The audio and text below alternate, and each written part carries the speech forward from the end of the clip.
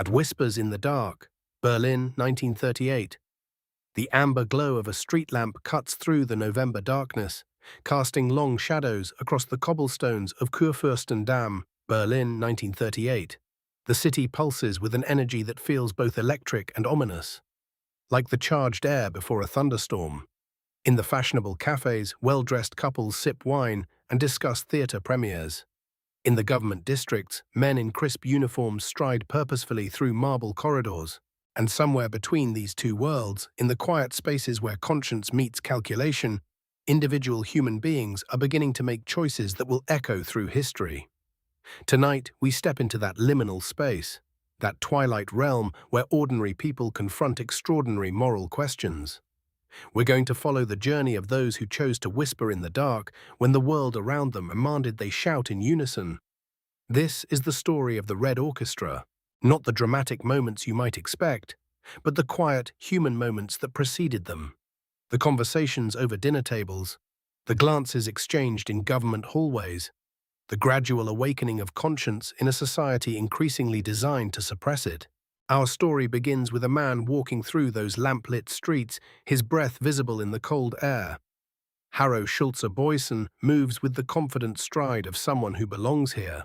And indeed, by all appearances, he does. At 30 years old, he cuts an impressive figure in his Luftwaffe uniform.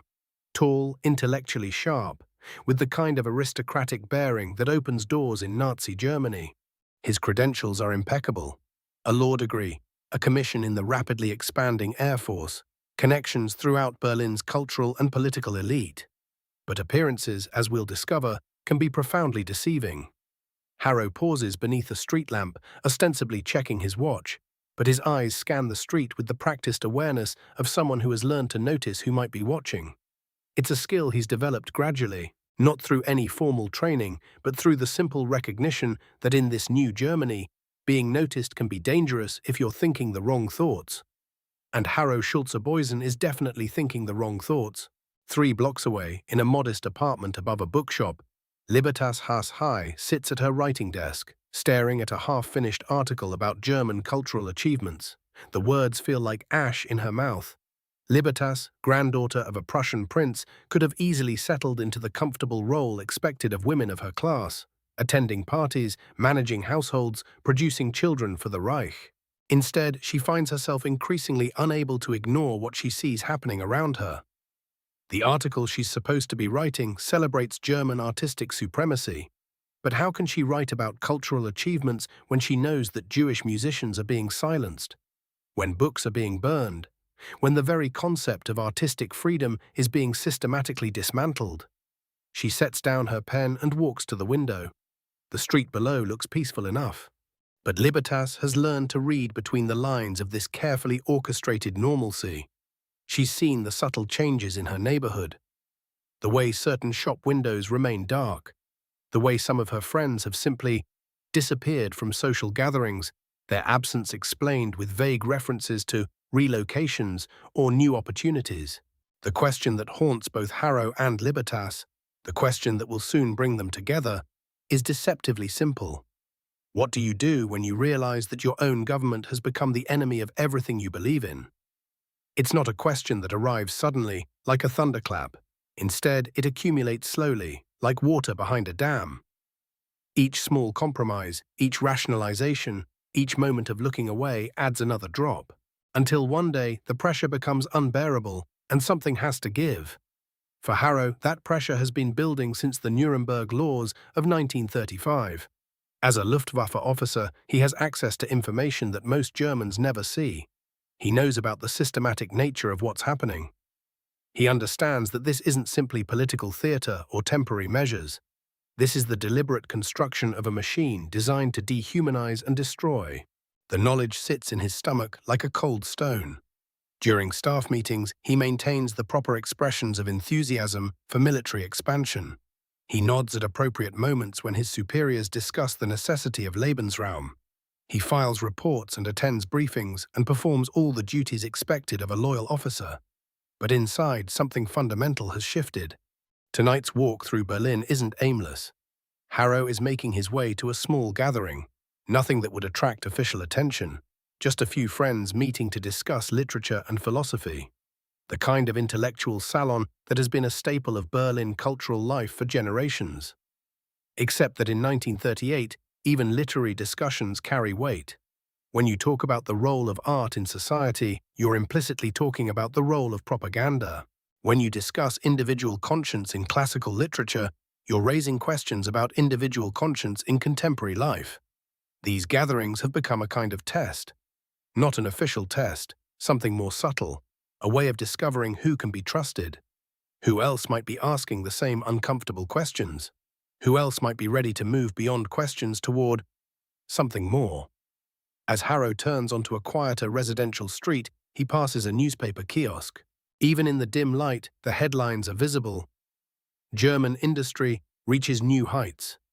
Cultural achievements celebrated across Reich. Unity and strength in New Germany. The language of success and triumph, carefully crafted to create an impression of inevitable progress. But Harrow has learned to read the spaces between the words. He knows what stories aren't being told. He knows about the factory workers whose hours have been extended indefinitely, about the university professors who have been quietly dismissed, about the journalists who have learned to practice a very particular kind of self-censorship. The apartment building he approaches looks unremarkable, which is precisely the point. In the foyer, he checks the names on the mailboxes, though he already knows which one he's looking for. The elevator carries him silently to the 4th floor, where soft light seeps from beneath a door at the end of the hallway. Inside, he finds exactly what he expected. A dozen people, mostly in their 20s and 30s, seated in comfortable chairs around a modest living room. Books line the walls. Classical music plays softly from a radio in the corner. Wine glasses catch the lamplight. It could be any educated middle-class gathering in any European capital. Except for the careful way people speak, the slight pause before certain words, the way conversations shift when footsteps echo in the hallway outside. Libertas is already there, seated near the window, engaged in animated discussion with a young economist about the relationship between artistic expression and political freedom. When Harrow enters, she glances up briefly, and something passes between them. Not romance, not yet, but recognition. The acknowledgement that they're both carrying the same burden of knowledge, the same weight of moral clarity in a world that seems determined to obscure moral questions. The evening's discussion focuses on a seemingly innocent topic, the role of individual conscience in Goethe's works. But as the conversation develops, it becomes clear that everyone in the room understands the contemporary implications. When someone quotes Faust's struggle with moral compromise, they're not just analyzing literature. When they discuss the responsibility of educated people to resist corruption, they're not just engaging in abstract philosophy. Harrow finds himself studying the faces around him. These are people like himself, privileged, educated, with everything to lose and very little obvious reason to risk it. A museum curator, a diplomatic secretary, a journalist, a physics student, a translator. None of them are natural revolutionaries. None of them set out to become enemies of the state. But here they are, drawn together by the simple recognition that silence has become complicity. That neutrality, in the face of systematic injustice, is actually a form of participation. As the evening progresses, the conversation grows more specific, more dangerous. Someone mentions a friend who has been arrested for seditious activities that consisted mainly of asking inconvenient questions. Someone else describes the new restrictions being placed on foreign correspondence. A third person shares rumors about what's really happening in the new work camps being constructed outside major cities. The room grows quieter as these realities settle over the gathering like a heavy blanket. This is the moment when intellectual discussion transforms into something more urgent. When abstract moral principles collide with immediate practical questions. What exactly are they prepared to do about what they know? The question hangs in the air, unspoken but clearly understood by everyone present. They've reached the point where knowledge creates obligation, where conscience demands action, where the comfortable distance between moral theory and moral practice begins to collapse. Harrow catches Libertas's eye across the room. In her expression, he sees his own internal struggle reflected back at him. The recognition that they've crossed some invisible line simply by being here. by speaking these thoughts aloud, by acknowledging that resistance is not only possible but necessary. Outside, Berlin continues its carefully orchestrated performance of normalcy. Inside this modest apartment, a small group of people are taking their first tentative steps towards something that will eventually be called the Red Orchestra. Though none of them know that name yet. They only know that the time for whispers in the dark has arrived, and that history will judge them not for what they believed, but for what they chose to do about those beliefs. The evening ends quietly, with handshakes and careful goodbyes, but something fundamental has shifted. The question is no longer whether to act, but how and with whom and at what cost. As Harrow walks back through the lamplit streets toward his own apartment, the city looks exactly as it did a few hours earlier. But everything has changed. The performance of normalcy now seems more fragile, more desperate. The shadows between the street lamps feel deeper, more significant. Tomorrow, he will return to his duties as a Luftwaffe officer. He will attend meetings and file reports and maintain the careful facade of loyalty. But tonight has marked the beginning of a different kind of service, one that will demand everything he has to give. The web begins to weave, first connections. The meeting place changes each time, never the same cafe twice, never the same private apartment. Tonight, it's a small bookshop in Charlottenburg, its windows darkened after closing hours. Harrow approaches through the October drizzle, his footsteps echoing off wet cobblestones.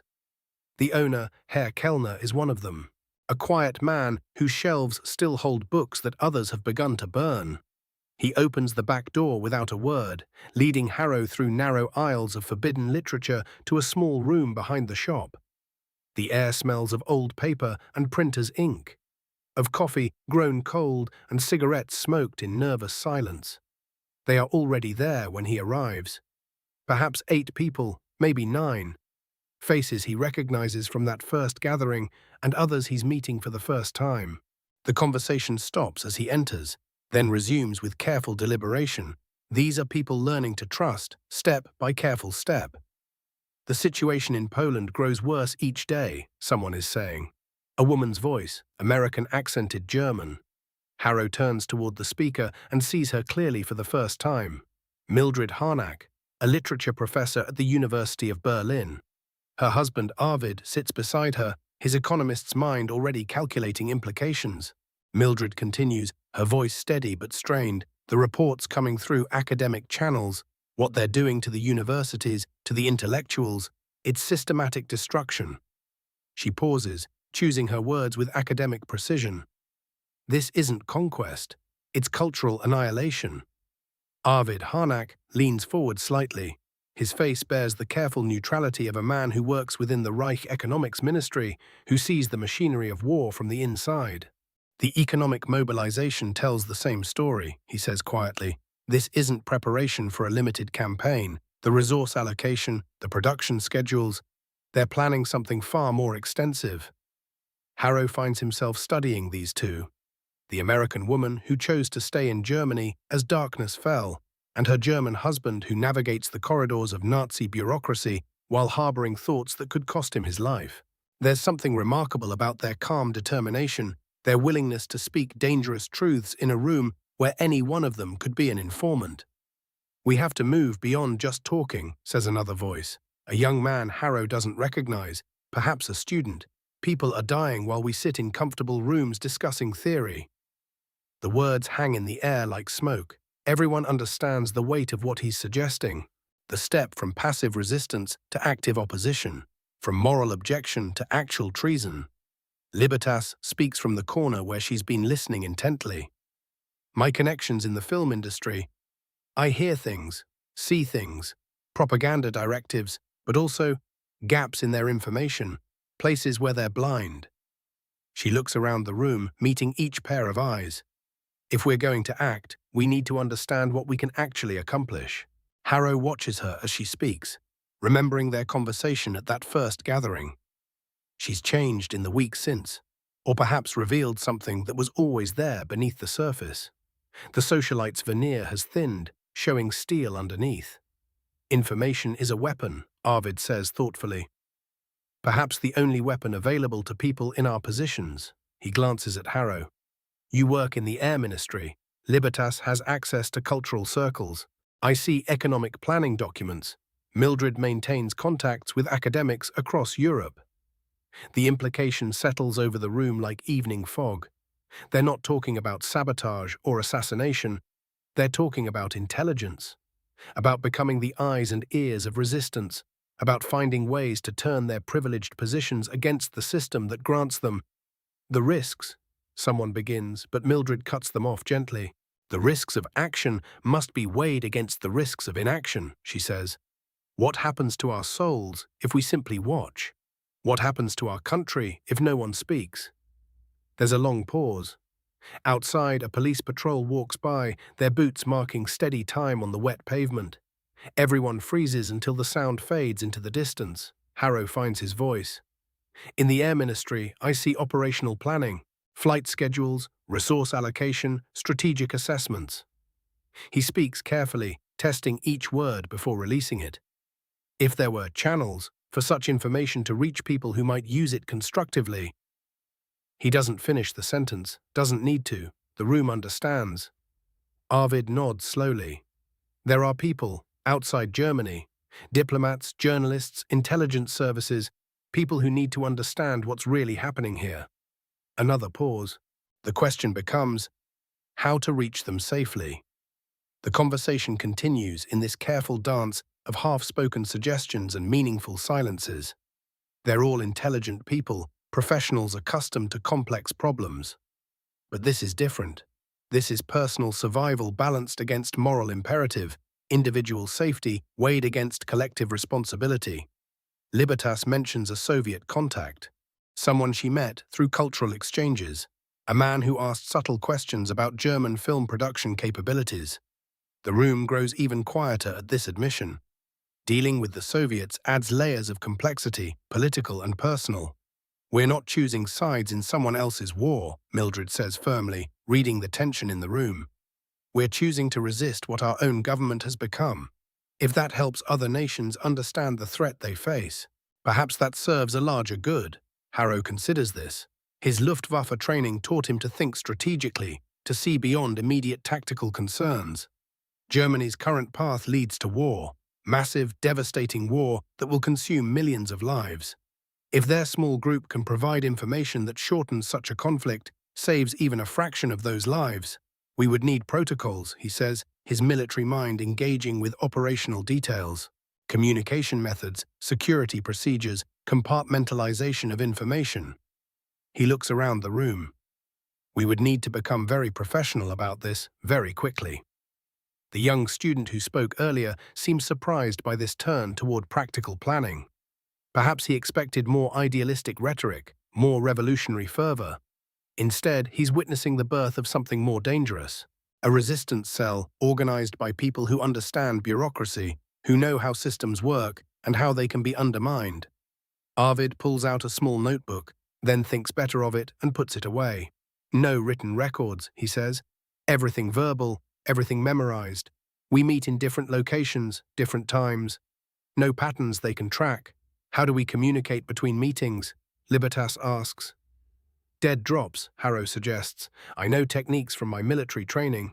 Simple methods, hard to detect. He pauses, realizing he's volunteering to teach espionage to a group of academics and artists. The irony isn't lost on him. They spend the next hour working through basic security measures, drawing on their collective knowledge. Mildred's academic connections provide insights into international communication. Arvid's economic work offers understanding of how information flows through bureaucratic channels. Harrow's military background supplies operational security concepts. Gradually, something resembling a plan emerges. Not detailed, they're too cautious for that, but a framework for action. A structure that could support more substantial resistance activities. As the meeting winds down, Harrow realizes they've crossed a line tonight. They're no longer just a discussion group of concerned citizens. They've become conspirators, united by shared purpose and mutual vulnerability. Next time, Arvid says as they prepare to leave, we should discuss specific information requirements. What our contacts most need to know. The euphemism hangs in the air. Contacts, not Soviet intelligence, not enemy agents. just contacts. The careful language of people learning to live double lives. They leave separately at intervals, melting back into the Berlin night. Harrow walks home through empty streets, his mind processing what they've committed to. Tomorrow he'll return to his desk at the Air Ministry, will review operational reports and attend briefings and maintain his facade of loyal service. But now there's another purpose underlying everything. A secret mission that transforms routine work into intelligence gathering, transforms casual conversations into opportunities for recruitment or information collection. The rain has stopped, leaving the streets gleaming under the street lamps. Berlin looks the same as always, but Harrow sees it differently now. He sees a city under surveillance, a population living in fear, a government preparing for unprecedented destruction. And he sees himself and his new allies as perhaps the only people in position to do something about it. To throw sand in the gears of the machine, to provide early warning to those who will stand in its path. The weight of this responsibility settles on his shoulders as he climbs the stairs to his apartment. Heavy but somehow liberating. For the first time since the Nazis came to power, he feels like he's fighting back. Secrets in the attic, gathering information. The transformation from moral outrage to operational resistance requires more than courage. It demands method. In the weeks following that pivotal meeting, Harrow discovers that gathering intelligence is both simpler and more dangerous than he had imagined. His office in the Reich Air Ministry becomes his hunting ground. Each morning, he arrives with the same measured pace as his colleagues, exchanging pleasantries about the weather, the latest film, weekend plans. But while they see routine briefings and operational reports, Harrow sees something else entirely. Patterns that reveal the Wehrmacht's true intentions. The Luftwaffe's expansion plans cross his desk daily. Aircraft production schedules, pilot training quotas. Most telling of all, the geographic distribution of new airfields being constructed across the Reich. To his colleagues, these are administrative details. To Harrow, they form a map of German ambitions, a blueprint for conquest. He develops his own system of notation, innocent-looking marks in the margins of documents he's authorized to review. A small dot here, a barely perceptible line there. To any observer, they appear to be the random marks of a conscientious officer reviewing complex materials. In reality, they're a code. His way of marking information that must be remembered, details that will later find their way into carefully crafted reports for transmission to contacts beyond Germany's borders. The art lies in knowing what to take and what to leave untouched. Harrow learns to photograph documents during his lunch hour when the corridor's empty and the risk of interruption drops to its daily minimum. He uses a small Leica camera concealed in a briefcase with a false bottom, a gift from a contact who understands the technical requirements of clandestine work. The camera's soft click becomes as familiar as his own heartbeat. Document after document passes through his lens. Deployment orders for Luftwaffe squadrons, technical specifications for new aircraft designs, intelligence assessments of foreign air capabilities. Each frame of film represents another piece of the puzzle, another glimpse into the machine's inner workings. Meanwhile, across the city, Arvid Harnack pursues his own harvest of secrets. His position in the Reich Ministry of Economics provides access to information that reveals Germany's preparations from an entirely different angle. Where Harrow sees military capability, Arvid sees industrial mobilization, the economic foundation upon which the Wehrmacht's ambitions rest. The ministry's reports paint a picture of systematic preparation for prolonged conflict. Raw material stockpiles growing in strategic locations, manufacturing capacity being quietly redirected toward military production, trade agreements with neutral nations that serve as thinly veiled resource acquisition programs. Arvid recognizes these patterns because he helped design some of them. His expertise in economic planning now turned against the system he once served. His method differs from Harrow's photographic approach. Arvid possesses an exceptional memory for figures and relationships. He absorbs information during official meetings, committing crucial details to memory before transcribing them later in the privacy of his home study. His wife Mildred often finds him there in the early morning hours, bent over his desk, translating his mental notes into carefully coded reports. Mildred's role proves equally crucial, though less visible. Her background in languages and literature makes her the network's communications specialist. She develops encoding systems that disguise intelligence reports as academic correspondence, scholarly articles on German literature that contain, embedded within their seemingly innocent text, precise details about military preparations and strategic planning. Her system relies on a complex substitution cipher based on passages from Goethe's works. To any censor reviewing the mail, her letters appear to be scholarly exchanges with academic colleagues abroad. References to specific scenes in Faust actually correspond to Wehrmacht unit designations. Discussions of poetic meter conceal aircraft production figures. Literary criticism becomes the vehicle for transmitting military intelligence across borders that grow more heavily guarded each month. The three of them meet regularly in what becomes their operational headquarters, the attic of a safe house in Berlin's Charlottenburg district. The space itself reflects the strange duality of their existence. By day, it serves as storage for the mundane possessions of the elderly couple who own the building. Trunks filled with old clothes, boxes of photographs from happier times, the accumulated debris of ordinary lives. But twice each week, after sunset, it transforms into something else entirely. Harrow arrives first, usually carrying a briefcase that appears identical to the one he takes to the Air Ministry each morning.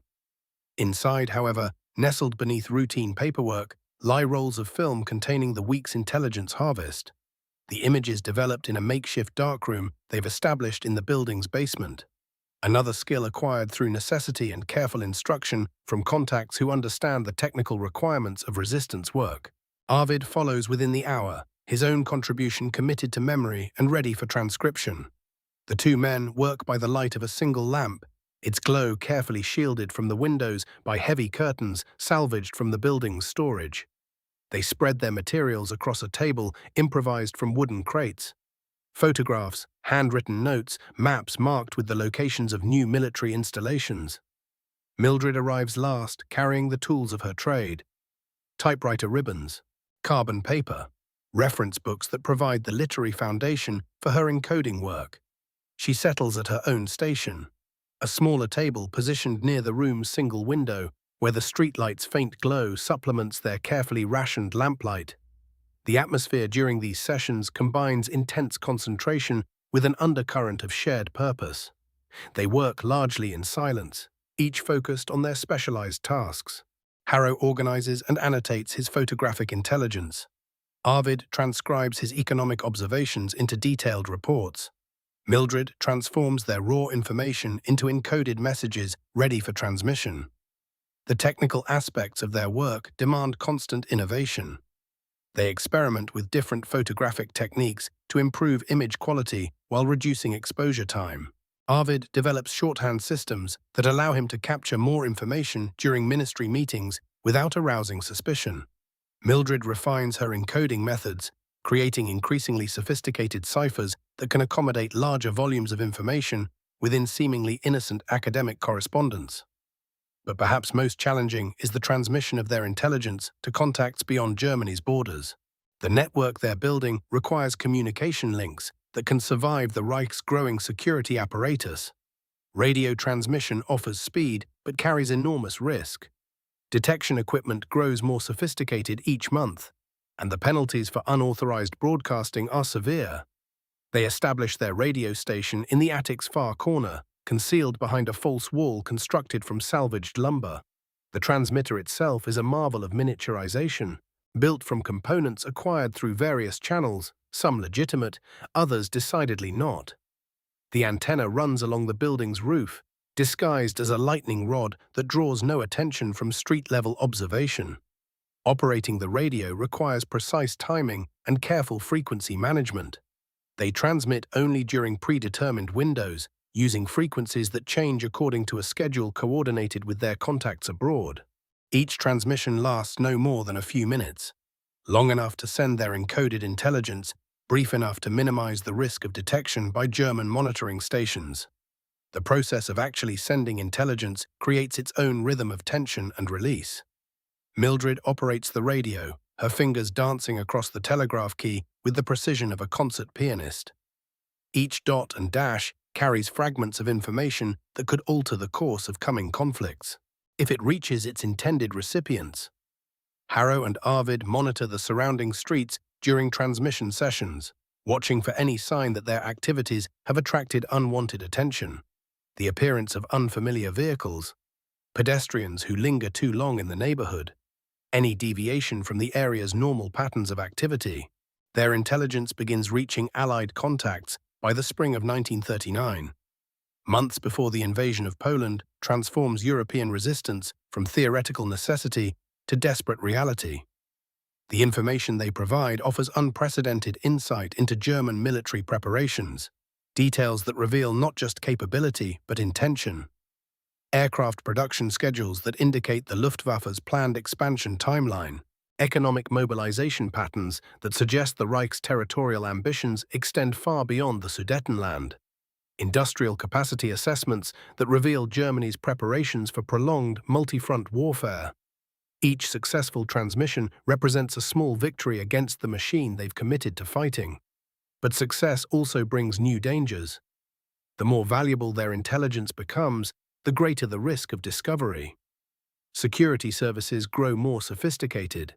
Counterintelligence operations expand. The margin for error shrinks with each passing month. Yet they continue their work with methodical determination. Each evening in the attic becomes another step in their personal war against tyranny.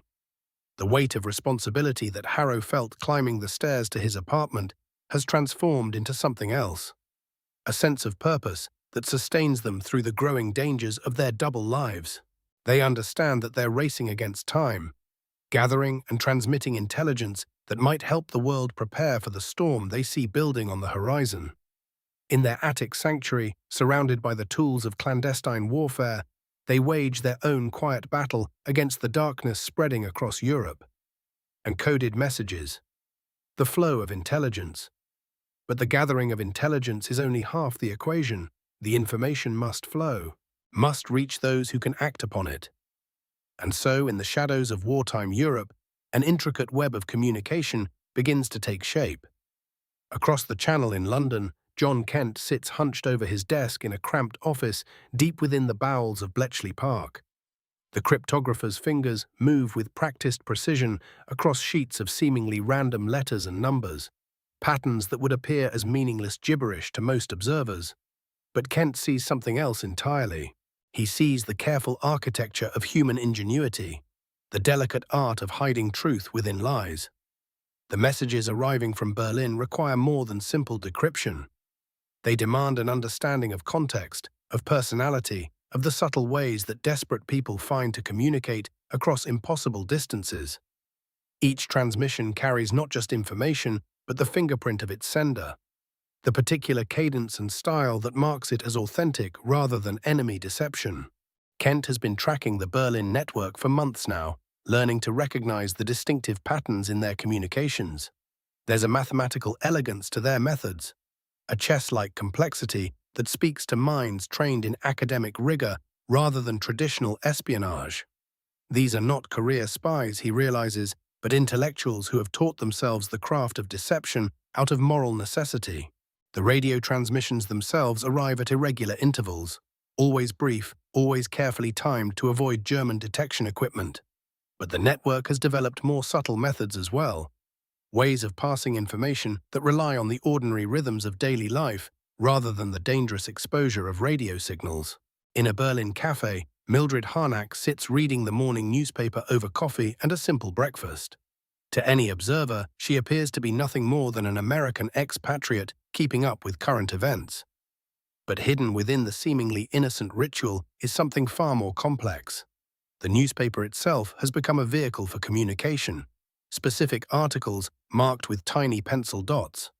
Certain advertisements circled with barely visible lines. The code they've developed is elegant in its simplicity. Page numbers correspond to document types. Economic reports, military assessments, political intelligence. Column positions indicate urgency levels. Even the choice of cafe carries meaning. Different locations signaling different categories of information to the network of contacts who will retrieve and forward these carefully crafted messages. Later that same morning, Arvid Harnack makes his way through the corridors of the Economics Ministry, his briefcase containing not just the official documents required for his work, but also carefully prepared summaries of industrial production figures, information that will help Allied planners understand the true capacity of German war manufacturing. The intelligence is written on paper thin enough to be easily destroyed, using ink that will fade if exposed to heat.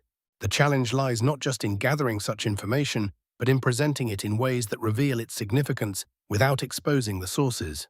Each report must be crafted to appear as though it could have come from multiple possible channels, protecting the network even if individual messages are intercepted and decoded.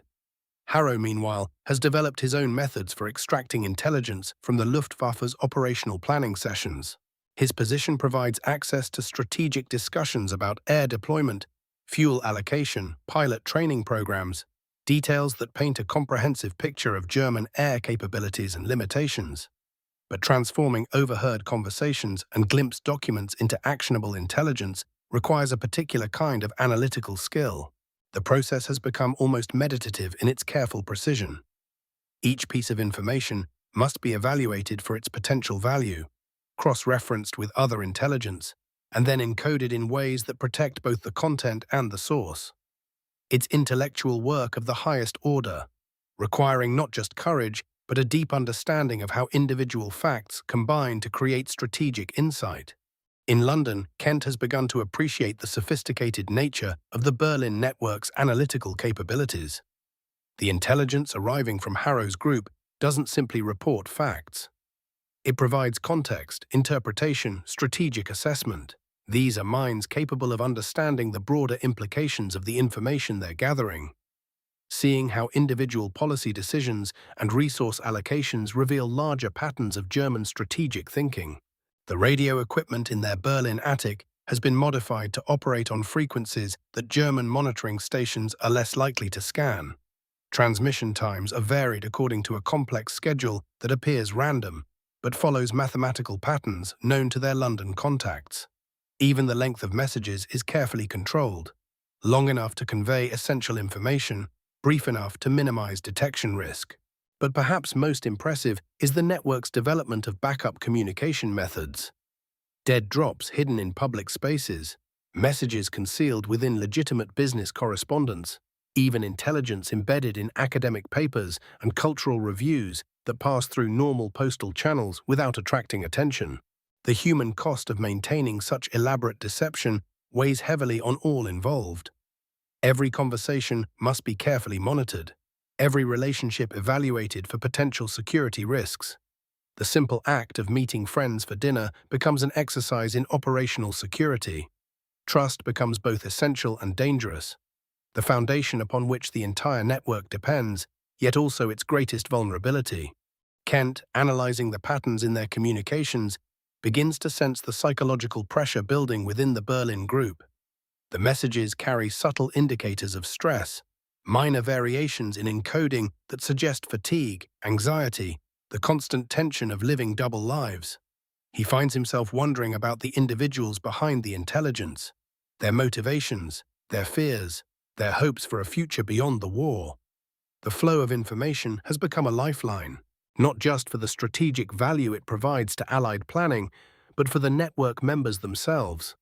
Each successful transmission represents a small victory against the regime they oppose, proof that their dangerous work serves a purpose larger than their individual survival. As winter deepens across Europe, the intelligence network settles into rhythms that balance operational effectiveness with personal security. They've learned to read the subtle signs of increased surveillance, to adjust their methods when German counterintelligence efforts intensify. The work continues, patient, methodical, essential. A quiet form of warfare waged with intellect rather than weapons. Hacked. The net tightens. Gestapo investigation. But beneath this careful routine, something shifts in the early months of 1942. The German counterintelligence apparatus, methodical, relentless, increasingly sophisticated, begins to notice patterns that shouldn't exist. Radio signals appearing at irregular intervals across Berlin. Document security procedures violated in ways too subtle for casual theft, too precise for coincidence. In the basement offices of Prince Albrechtstrasse, Gestapo analysts spread intercepted transmissions across wooden tables. The signals themselves remain encrypted, impenetrable walls of numbers and letters that resist every attempt at decryption. But the transmission patterns tell their own story. Frequency changes that suggest coordination. Timing sequences that imply multiple operators working from a central plan. Senior Inspector Wilhelm Panwitz studies these reports with the patience of a chess master examining a complex endgame. He's built his career on understanding how resistance networks operate, their psychological vulnerabilities, their operational necessities. Every clandestine organization faces the same fundamental contradiction. To remain secure, they must stay small and isolated. To achieve meaningful impact, they must expand and coordinate. This tension, inevitable, mathematical, creates the fracture points where investigations begin. The first concrete lead emerges from an unexpected source. A radio parts dealer in the Charlottenburg district reports unusual purchasing patterns. Someone has been acquiring components for high-frequency transmitters, not the standard equipment used by amateur radio enthusiasts, but sophisticated materials suitable for long-range communication. The purchases spread across multiple vendors, paid for in cash, collected by different individuals who provide false addresses. Panwitz recognizes the professional tradecraft immediately. This isn't the work of amateur conspirators or impulsive dissidents. The operational security measures suggest training, experience, possibly foreign intelligence connections. He assigns a small team of investigators to begin mapping these purchasing patterns, looking for the invisible threads that connect seemingly random transactions. Meanwhile, the Red Orchestra continues its work, unaware that their careful security measures have begun generating the very attention they sought to avoid. Harrow maintains his regular schedule at the Air Ministry, participating in strategic planning sessions while mentally cataloguing information that might prove valuable to Allied intelligence. The cognitive dissonance of this double existence, contributing to German military effectiveness while simultaneously undermining it, creates a constant psychological tension that requires enormous mental discipline to manage. Libertas moves through Berlin's social circles with practiced elegance, attending dinner parties and cultural events where loose conversation reveals more than formal briefings ever could. She's learned to ask questions that seem motivated by intellectual curiosity rather than intelligence gathering. Her aristocratic background provides perfect cover. Wealthy socialites are expected to have opinions about political developments, to speculate about military strategies, to gossip about personnel changes in government ministries, but both begin to notice subtle changes in their environment, conversations that pause when they approach, colleagues who seem more guarded in their casual remarks, security procedures at government facilities becoming more stringent, more carefully monitored. These shifts might represent normal wartime security improvements, or they might indicate something more specific, more dangerous. The Harnacks experience similar concerns at their respective positions. Arvid notices increased scrutiny of document access logs at the Economics Ministry. Requests for information that previously required minimal justification now trigger additional review procedures.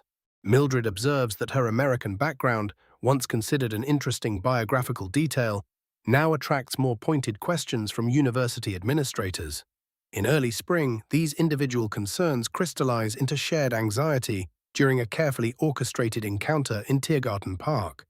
Harrow and Arvid meet as if by coincidence near the memorial to Bismarck, two government officials taking brief respite from their demanding schedules. Their conversation appears entirely routine. Comments about the weather, observations about wartime rationing, speculation about military developments on the Eastern Front. But beneath this mundane surface, they exchange critical information through carefully coded language. Arvid mentions increased efficiency measures at his ministry, terminology that indicates heightened security protocols. Harrow responds with observations about personnel evaluations that suggest background investigations of government employees. Neither speaks directly about their intelligence work, but both understand the implications. The psychological pressure of maintaining this deception, of appearing loyal while planning betrayal, of expressing confidence in German victory while working toward German defeat, begins to exact its toll. Sleep becomes elusive, interrupted by dreams of interrogation rooms and prison cells. Simple interactions with colleagues require constant mental calculation. Every document accessed, every question asked, every casual conversation must be evaluated for its potential to create suspicion. Yet they continue their work with methodical determination. The intelligence flowing from Berlin to London remains consistent, valuable, carefully verified. Military production statistics, strategic planning documents, personnel assignments that reveal German capabilities and intentions. Each transmission represents both a victory against fascism and an incremental increase in personal risk. The radio operator, Hans Koppe, develops increasingly sophisticated techniques for avoiding detection. He varies transmission locations, using different apartments and safe houses across Berlin. He alters broadcast schedules to prevent pattern recognition. He experiments with lower power settings that reduce transmission range, but also decrease the likelihood of interception by German monitoring stations. But Panwitz's investigation continues its patient advance. Radio direction finding equipment, recently improved through captured British technology, begins to narrow the geographic areas where transmissions originate. The net of surveillance, invisible but methodical, draws slowly tighter around the city's resistance networks. By summer 1942, the members of the Red Orchestra face a reality they've long understood intellectually but now feel viscerally. Discovery isn't a possibility to be avoided, it's an inevitability to be delayed. Their work has always been a race between intelligence value and operational security. The question isn't whether the Gestapo will find them, but whether they can continue transmitting crucial information until that moment arrives. This knowledge brings a strange form of peace. The constant anxiety about security gives way to focused determination about purpose. If their time remains limited, then every transmission becomes more precious. Every piece of intelligence more vital to the larger struggle against fascism. The city around them continues its wartime routine, unaware of the quiet drama unfolding in government offices and residential apartments.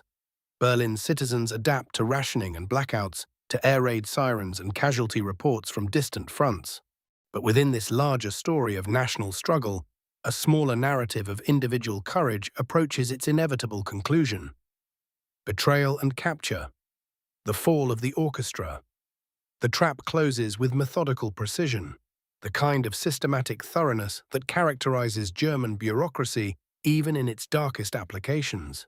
Senior Inspector Panwitz has assembled his evidence carefully, cross-referencing transmission schedules with work patterns, matching equipment serial numbers to purchase records, building an unassailable case through patient detective work. The first arrest comes on August 31st, 1942. Harro Schulze-Boysen returns to his apartment in the Charlottenburg district to find 3 men waiting in the shadows of his doorway. There is no dramatic chase, no desperate flight across rooftops, simply a quiet conversation, a presentation of credentials, and the inevitable click of handcuffs. Within hours, the network begins to unravel with devastating efficiency. Each arrest provides new intelligence, new addresses, new connections to pursue. Arvid Harnack is taken from his office at the Economics Ministry, led away past colleagues who continue their paperwork as if nothing has changed. The machinery of government continues its routine operations while one of its most dedicated opponents disappears into the Gestapo's detention system. Mildred Harnack manages to evade capture for several weeks, moving between safe houses, sleeping in different locations each night. But in a city under total surveillance, such freedom can only be temporary. The network that once provided security now becomes a liability. Every former contact a potential source of information under interrogation. The interrogation rooms in the basement of Gestapo headquarters on Prince Albrechtstrasse represent the intersection of bureaucratic efficiency and systematic cruelty. Here, the intellectual sophistication that made the Red Orchestra so effective becomes a liability. These are educated people accustomed to rational discourse, to solving problems through analysis and negotiation, now confronting a system that operates by entirely different principles. Harro finds himself in a windowless cell, the walls painted institutional green, a single bulb casting harsh shadows. The silence between interrogation sessions becomes almost unbearable. Hours, stretching into days, punctuated only by the sound of footsteps in distant corridors, the metallic echo of doors opening and closing. The psychological pressure proves more devastating than physical hardship. These resistance fighters understood the risks to themselves, had prepared mentally for capture and imprisonment. But they had not fully anticipated the broader consequences, the systematic destruction of everyone they had ever contacted, the careful unraveling of relationships built over years of careful cultivation. Arvid's cell overlooks a small courtyard, where prisoners are occasionally allowed brief exercise periods. Through his barred window, he can see other detainees walking in slow circles, their faces bearing the particular exhaustion of people who have been broken, not through violence, but through the methodical destruction of everything they valued.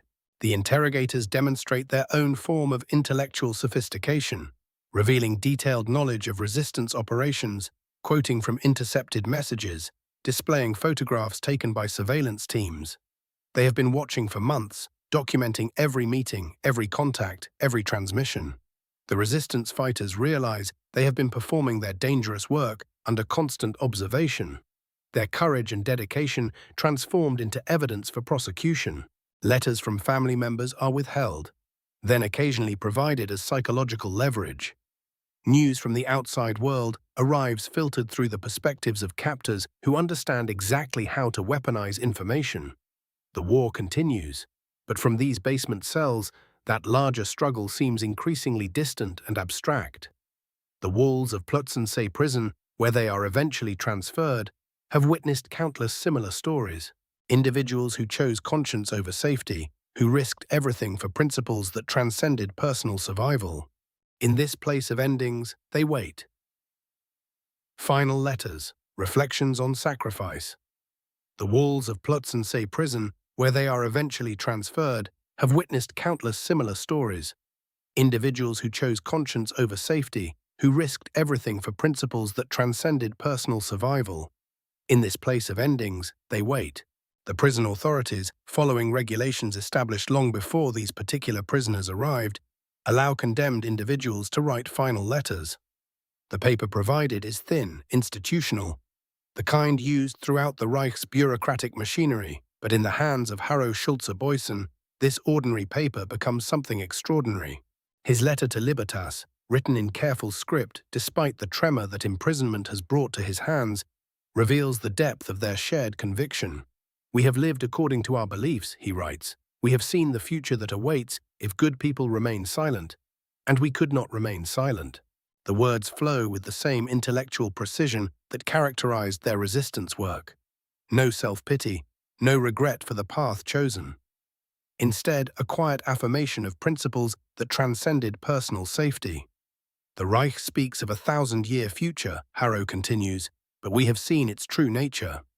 History will remember not their promises, but the choices made by individuals when those promises revealed themselves as lies." Arvid Harnack's letter to Mildred carries similar themes, though his economist's mind frames their sacrifice in broader historical terms. "We are not the first to face this choice," he writes, "nor will we be the last.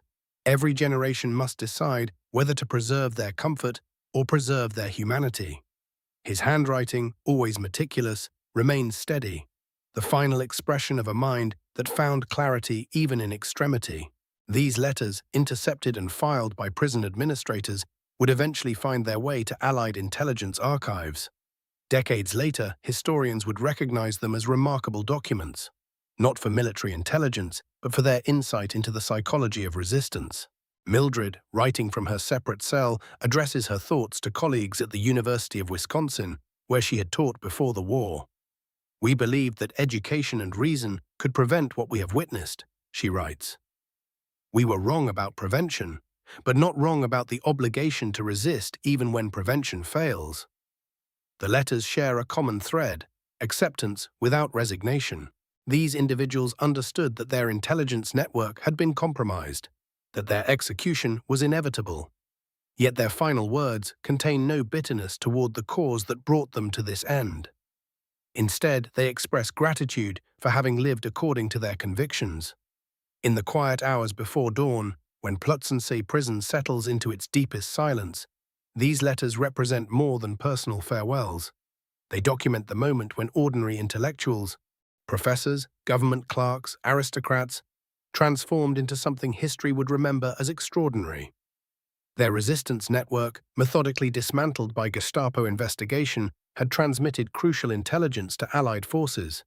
But perhaps their greatest contribution lay in demonstrating that even within totalitarian systems, individual conscience could not be completely suppressed. The letters, written on thin prison paper with regulation pencils, would outlast the Reich that condemned their authors. In archives and museums, researchers would later study these documents, not as military intelligence, but as testimony to the enduring power of moral choice. In cells designed to break the human spirit, Harrow, Arvid, and Mildred found instead a final clarity. The peace that comes from knowing they had chosen correctly when choosing was still possible. Echoes of courage, legacy of resistance. Their final clarity would ripple outward through time, like stones cast into still water, creating circles that expand far beyond the point of impact. The prison walls of Plötzensee could contain their bodies, but not the ideas they had lived for, not the example they had set for generations yet unborn. In the months that followed their executions, other resistance networks across occupied Europe would continue their work, many never knowing of the Red Orchestra's existence, yet carrying forward the same fundamental conviction that some things matter more than survival. The intelligence they had transmitted to London continued to inform Allied strategy, their economic analyses of German production capabilities proving accurate even as the war's momentum shifted decisively against the Reich. The Soviet contacts who had received their radio transmissions would rarely speak of their sources after the war, understanding that in the complex moral landscape of the Cold War, the Red Orchestra's story fit uncomfortably into neat ideological categories. These were not communist agents, despite Moscow's attempts to claim them, nor were they simple patriots, though they loved their country deeply. They were something more complex and more universal. Individuals who had chosen conscience over convenience, truth over safety, moral clarity over political expedience.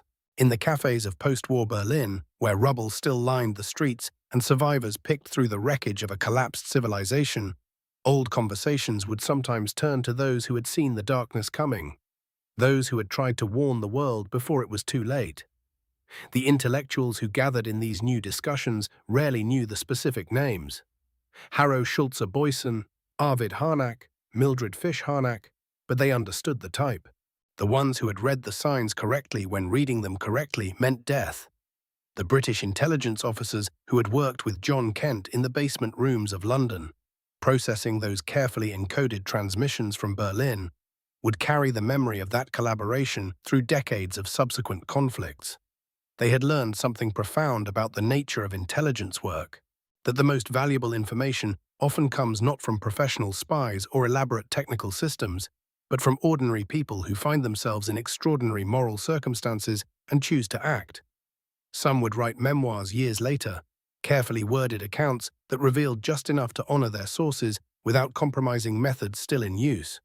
Between the lines of these official histories, careful readers could discern the outlines of networks like the Red Orchestra, could understand how individual moral courage had contributed to strategic victory in ways that could never be fully quantified or publicly acknowledged. The university libraries where Mildred had once taught American literature would slowly rebuild their collections, acquiring new copies of the books that had been burned, the authors who had been banned, the ideas that had been declared dangerous to the state. Students in these post-war classrooms would study Thoreau and Emerson again, would read about civil disobedience and individual conscience, often unaware that their professors had once risked everything to preserve these very concepts. In the government ministries where Harrow and Arvid had once worked, where they had photographed documents and memorized conversations and carefully noted the details that would become intelligence, new officials would establish different procedures, different security protocols, different assumptions about loyalty and duty. But the fundamental questions would remain the same. The eternal tension between institutional authority and individual conscience, between following orders and following moral law. The radio frequencies that had once carried their encrypted messages would eventually be used for different purposes. Commercial broadcasts, civilian communications, the mundane traffic of a world slowly returning to normal. But in the archives of signals intelligence services, in the carefully preserved records of wartime communications, their transmissions would remain as testimony to what individuals could accomplish when they decided that silence was no longer acceptable. The prison courtyard at Plötzensee would eventually be converted to other uses, the execution chamber dismantled, the cells repurposed, the administrative buildings that had processed so many death sentences transformed into offices dealing with the bureaucracy of reconstruction rather than destruction. But the memory would linger in the stones, in the walls that had witnessed both the worst of human cruelty and the best of human courage. Visitors to these sites in later decades, historians and students and ordinary citizens trying to understand how civilized societies could descend into barbarism, would often focus on the perpetrators, the systems, the institutional failures that had made such horrors possible. But some would look deeper, would ask different questions about the individuals who had said no when everyone else was saying yes, who had chosen resistance when resistance seemed hopeless. These visitors would find that the most important lessons were not about the mechanics of oppression, but about the possibilities of resistance. Not about how systems fail, but about how individuals can transcend those failures through moral choice. Not about the inevitability of evil, but about the persistent possibility of good, even in the darkest circumstances. The letters that Harrow, Arvid, and Mildred had written in their final days, those careful words composed on prison paper with regulation pencils, would eventually find their way into archives and museums, into academic studies and historical documentaries. But their real power would lie not in what they revealed about resistance networks or intelligence operations, but in what they demonstrated about the human capacity to find meaning and purpose, even in the face of certain death. Researchers studying these documents decades later would note the absence of self-pity, the lack of regret for choices made, the consistent focus on principles rather than consequences. These were not the words of martyrs seeking glory or victims pleading for sympathy, but of individuals who had found peace in the knowledge that they had lived according to their deepest convictions. The philosophical questions they had grappled with in those final weeks, about duty and conscience, about individual responsibility in the face of collective madness, about the price of moral clarity, would continue to resonate through subsequent generations facing their own moral crises. Their answers would not provide easy formulas or simple solutions, but they would offer something more valuable: the example of people who had faced the ultimate test and chosen well. In the quiet hours of night, when the world settles into stillness and the mind turns naturally toward reflection, their story becomes something more than historical narrative. It becomes a meditation on the choices that define us, the moments when we must decide what we truly value, the recognition that moral courage is not the absence of fear, but the decision to act rightly despite fear. The cafes where they once gathered, the government offices where they worked, the attic rooms where they developed their photographs and encoded their messages, the prison cells where they wrote their final letters, all of these spaces become part of a larger geography of conscience, landmarks in the eternal human struggle between what is expedient and what is right. Their voices join the great conversation that spans centuries, the dialogue between those who choose safety and those who choose truth, between those who accept the world as it is and those who insist it could be better, between those who follow orders and those who follow conscience. And in the end, as night deepens and the mind drifts toward rest, their legacy becomes not a burden of guilt for our own smaller compromises, but an invitation to possibility. A reminder that ordinary people in extraordinary circumstances have always found ways to resist, to maintain their humanity, to choose love over fear, truth over convenience, hope over despair, and that in making these choices, in the quiet moments when no one is watching and nothing seems to matter, they light candles in the darkness that continue burning long after their own brief flames have been extinguished, illuminating paths for others to follow, proving that courage is not the absence of darkness, but the decision to kindle light within it, and that every generation must choose anew between the easy path of compliance and the difficult path of conscience, knowing that these choices, made in freedom or in captivity, in safety or in danger, in the bright clarity of moral certainty or the murky confusion of competing loyalties, these choices echo through time like ripples on still water, expanding outward, touching shores we cannot see, carrying forward the eternal human conviction that some things matter more than survival, that truth matters more than safety, that conscience matters more than comfort, and that love, in all its forms, personal and political, individual and universal, always, always matters more than fear.